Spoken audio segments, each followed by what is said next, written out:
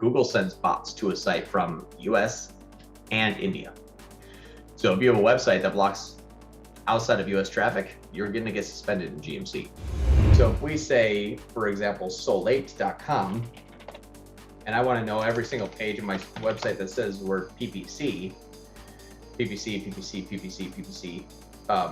like what is PPC? Why should I optimize your landing page? Aha, see, it said PPC on the page. And Google will say pay per click is actually PPC. It'll use what they call latent semantic indexing and actually identify variations of that word. Same thing that Google does when they disapprove you.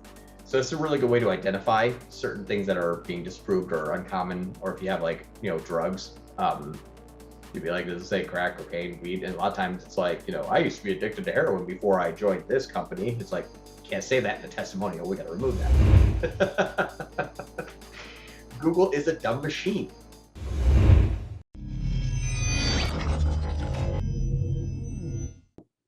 The other part too that we see a lot of times in misrepresentation, or not misrepresentation, but even like a broken checkout experience or suspicious activity, which is another one.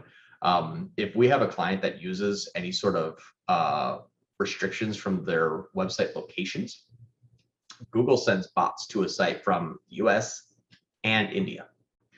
So if you have a website that blocks outside of US traffic, you're going to get suspended in GMC.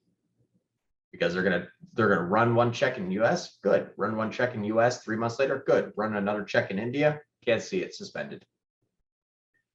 So what's really interesting too is a lot of times the feed optimization is not even really what's wrong with your site, what's wrong with your ad copy, nothing of that. You can get actually suspended because you blocked the bot coming from India to a US-based site, blocking India, that you caused a false positive. That are really, really weird oddity. Let's talk about some of that. Maybe we can do some problem solving here, because I'm just going to talk about like random experiences that I had. I don't know if it's helping anybody. Is anybody dealing with the suspension right now that we don't know, or questions about something that normally will disapprove and we can't figure it out why? Is there anybody that here that can help with those?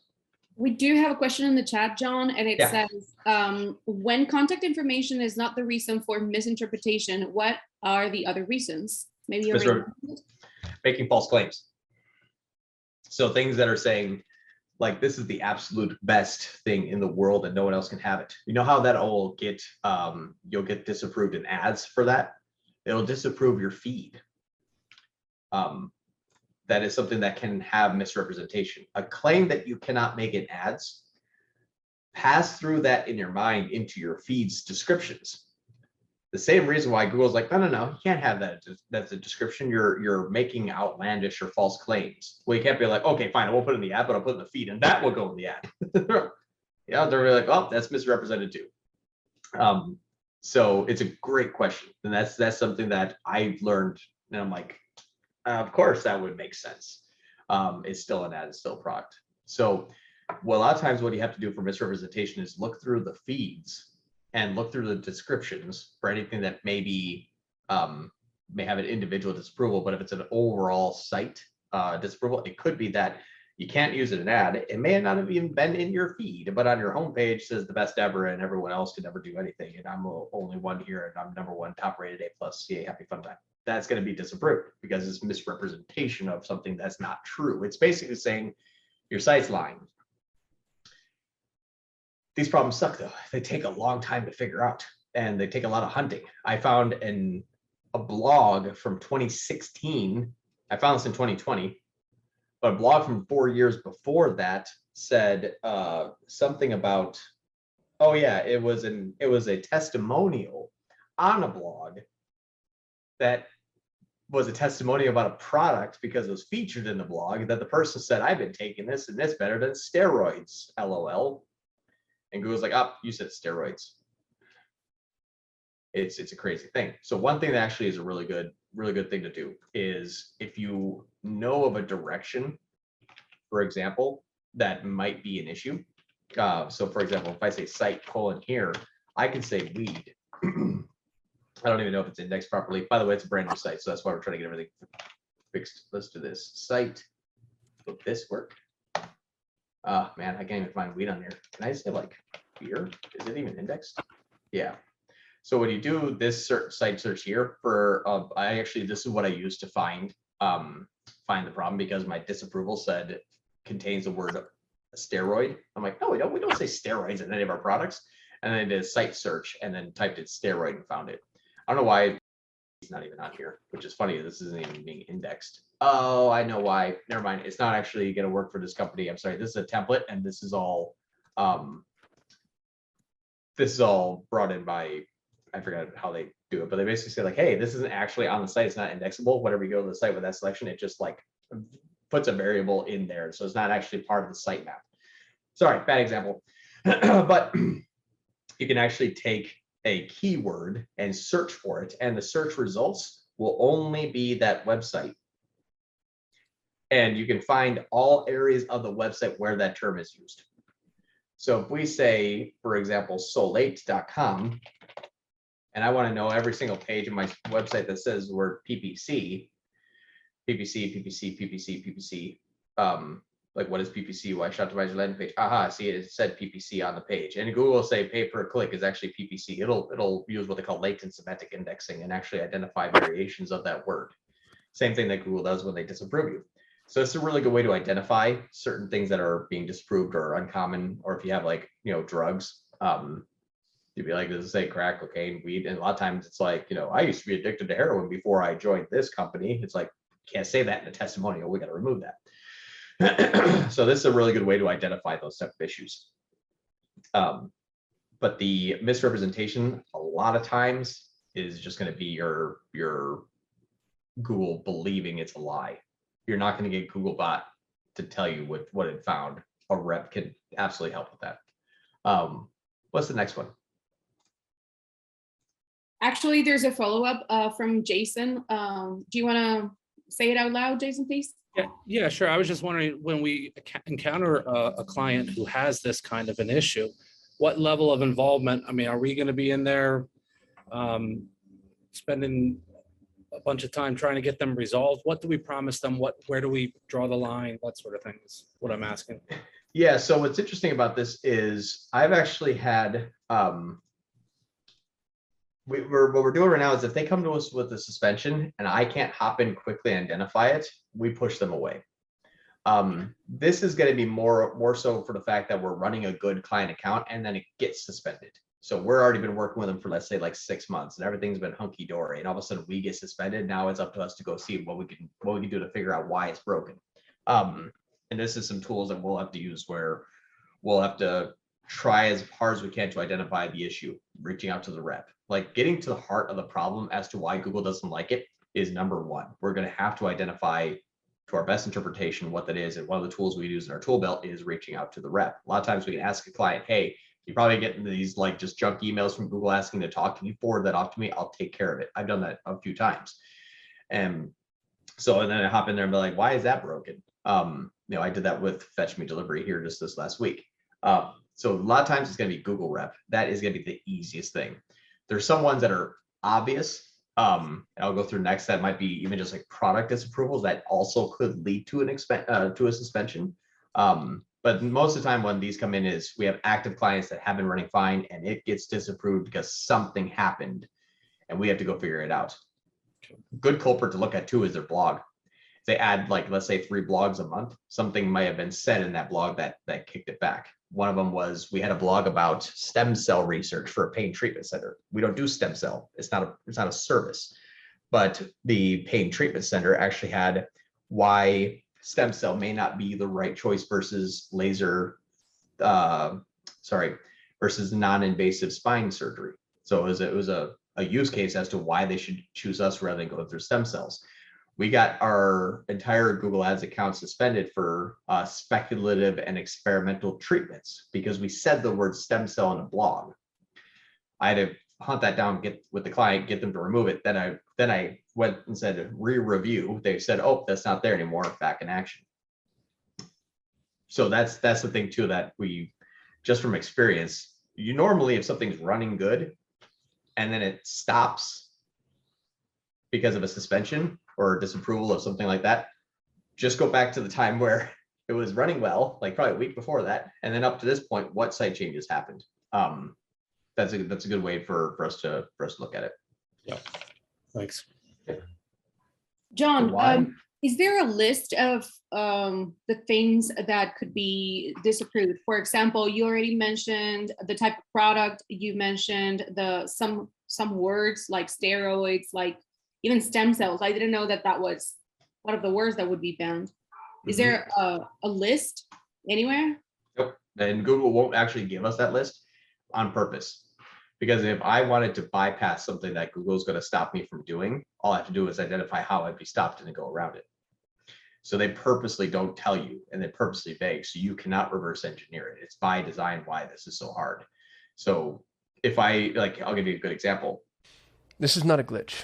I'm interrupting the video you're watching because I need to remind you that I'm always looking for people to join our team. So if you're passionate about Google Ads and you want to work with the best Google Ads agency on the planet, please go to so8.com/apply. Speaking of working with the best Google Ads agency on the planet, if you're having trouble with Google Ads and you want professional help, that's what we do. You can go to sol8.com, that's SOL8.com, to apply for your free, no obligation action plan. And if I've given you any level of value at all, maybe think about giving me a thumbs up and subscribing to our channel. That's how we juice the YouTube algorithm so they actually know that I know what I'm talking about. If you have questions, comments, concerns, or confessions, hit me below in the comments. And now, back to your regularly scheduled program.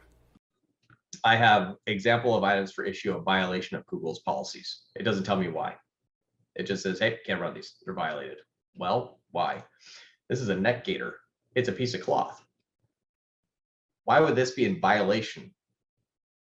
So we have to look at it as well.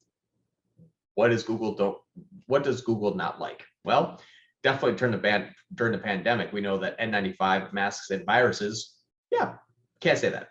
Google won't allow you to. You're capitalizing on a pandemic. So Google before, and this is something we all went through during the pandemic, during COVID, you couldn't say COVID, you couldn't say coronavirus, you couldn't sell a mask, and you couldn't say the word virus. And you couldn't say N95 because they said, hey, we want our medical professionals having the products that they need. We can't have the general population just buying all the N95 masks, and now the medical teams that are actually working on people aren't protected because of mask shortage. So no one can say that. They're not going to put a list out that says that though, because all you have to say is N96. Gotcha. That'll match for N95. So Google won't tell you how to get around it by saying how something's wrong. But normally we can look at our history and our experience and say, okay, well, we can't actually say bacteria, viruses at N95. If they use the word, use the word COVID, like protect yourself from COVID, that's gonna not gonna be approved. So that's one instance. That's kind of obvious. The other one, here's this here. I'm sorry for the context of this. I just have to use this as an example. So this is a female urination device, is to be able to stand up while urinating. So let's get that out of the way. But like, why is that disapproved? That's odd. You can say urinate. But what you can't say is, hey, 18 to 24-year-old kids want some alcohol. It's not. The gel hand sanitizer that comes with this as a just here's your free gift has alcohol in it. Well, now I'm selling alcohol to 18-year-olds. Google is a dumb machine. Are you targeting 18-year-olds? Yeah. Or does it say alcohol in the product? Yeah. Can't do that. So that's what's really interesting about this whole thing, is it takes time to identify all of these issues, and more so than not, it's experience that you're like, okay, I know this. But in a general rule of thumb for anything that's like a disapproval or something like this, imagine every single thing on this page here is an individual taken out of context word. So for example, can I say active? Yes. Can I say ingredient? Oh, you're getting close. You're talking about now health ingredients. Be careful. Can I say ethyl alcohol? No, nope. Can't say alcohol. Got it. So I can't even say rubbing alcohol.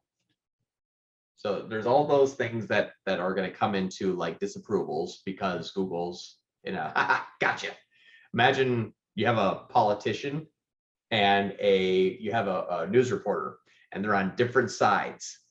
And you know how each one of them you see on the news is like, you said that one word, I'm taking that context used against you. That's what Google's doing to us. That's exactly what they're doing to us. That's how they measure this. That's very stupid. It would be super useful to have a list of our own, wouldn't it? Like Solution State Bible for everyone to use and hear. Sort of. It's a full-time job to update that. It really is. So I can't say CBD. I can't say CBN. I can't say, can you all still see me? My Zoom crashed again. It just Yeah, says no, no. we can see Okay. you. We can hear you. Yeah. I'm sorry. It just says not responding. So I can't do anything right now. But you can't say CBD. You can't say CBN. But you can say a tincture of whole plant hemp. CBD. So Hemp was the keyword, right? The one that you can work around with. yeah, you will know you what's interesting, actually, you can't yeah, you can say it's weird. You can't say whole plant hemp. No, you can't say whole plant hemp. You can't say there's another term that everyone uses. It's not like full power, but it's something like that. It doesn't even have the word CBD in it, but if you say like full power hemp, can't say that. Because you said THC. Well, actually, I'll give you areas that we're never going to be able to get around. Which one of them is what was it? I just have this example in mind. Oh, I can say the word. The context of what you say something also matters. So, for example, you can't be a credit service if you're not a 503c nonprofit. If you are a 503c nonprofit, you can say you can have credit services. But if you're a for-profit and you say debt, that's loosely tied to credit. So you can't say debt. Can I say debt consolidation? No. Can I say debt relief? Yes. You can have the word consolidation. You can have the word debt. You can have the word relief. You can't say debt relief or debt consolidation if you're not a nonprofit. So there are some things here that's what I said, it's a full-time job that also changes. So it's unbelievably stupid. And a lot of companies will either not work with you or charge you 10 grand up front to fix your issues before you can actually pay them to start working with them. So this stuff is really hard. I've seen a lot of stuff that is just odd that we can actually lean on as okay, before the extreme weird case that we got suspended or disapproved before was about X, Y, and Z. Let's see if it's that. Good general rule of thumb is to reach out to the rep, though, if at all possible. It's so much easier to get the other person on the other side say, oh, that's weird. I don't know why. Let me go see if I can get that approved for you, because they're there to make money. So it helps.